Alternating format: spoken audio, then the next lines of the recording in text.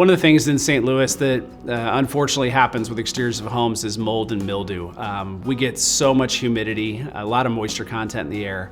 So sometimes those north-facing walls that don't hardly see much sunlight tend to be prone to mold and mildew. Now, mold and mildew is really popular shouldn't say popular, but common on vinyl siding. Just because of the way it is. So it's a plastic product. There's a lot of moisture that's moving behind those walls because vinyl's installed loosely on the wall.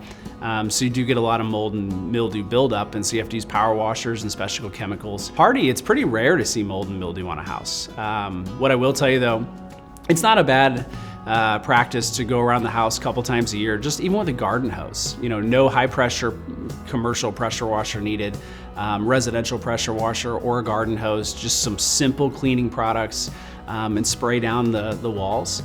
And there's really no reason why it shouldn't continue to look new for many, many years.